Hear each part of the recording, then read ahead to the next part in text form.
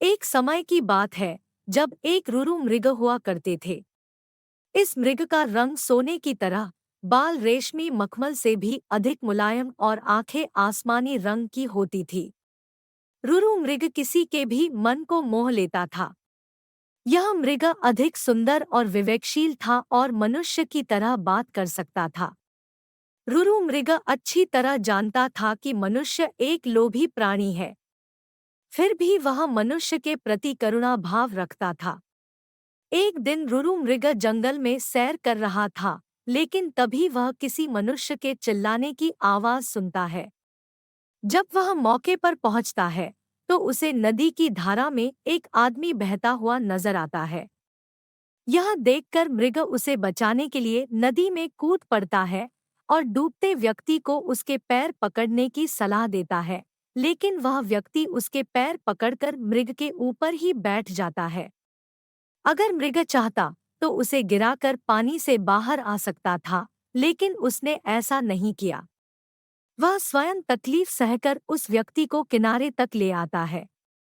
बाहर आते ही व्यक्ति मृग को धन्यवाद कहता है, तो इस पर मृग कहता है, अगर तुम मुझे सच में धन्यवाद करना चाहते हो तो किसी को यह मत बताना कि तुम्हें एक स्वर्ण मृग ने डूबने से बताया है। मृग ने उसे कहा, अगर मनुष्य मेरे बारे में जानेंगे तो वे मेरा शिकार करने की कोशिश करेंगे। यह कहकर रुरु मृग जंगल में चला जाता है।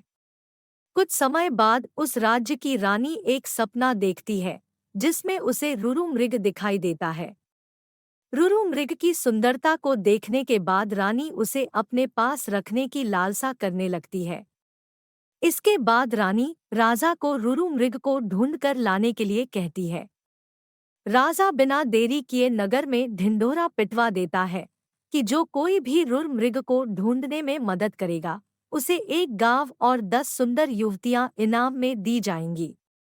राजा की यह सूचना उस व्यक्ति तक भी पहुंचती है जिसे मृग ने बचाया था। वह व्यक्ति बिना समय गंवाए राजा के दरबार में पहुंच जाता है और रुरु मृग के बारे में राजा को बताता है। राजा और सिपाही सहित वह व्यक्ति जंगल की ओर चल पड़ता है। जंगल में पहुंचने के बाद राजा के सिपाही मृग के निवास स्थान को चारों तरफ से घेर लेते हैं।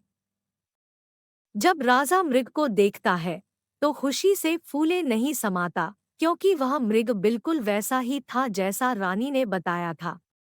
मृग चारों ओर से सिपाही से घिरा हुआ था और राजा उस पर बाण साधे हुए था। लेकिन तभी मृग राजा से मनुष्य की भाषा में कहता है, हे राजन, तुम मुझे मार देना, लेकिन पहले मैं यह जानना चाहता हूँ कि तुम्हें मेरी जगह का रास्ता किसने बताया। इस पर राज ने उस व्यक्ति की ओर इशारा किया जिसकी जान मृग ने बचाई थी। उस व्यक्ति को देखकर मृग कहता है, निकाल लो लकड़ी के कुंदे को पानी से, न निकालना कभी एक अकृतज्ञ इंसान को।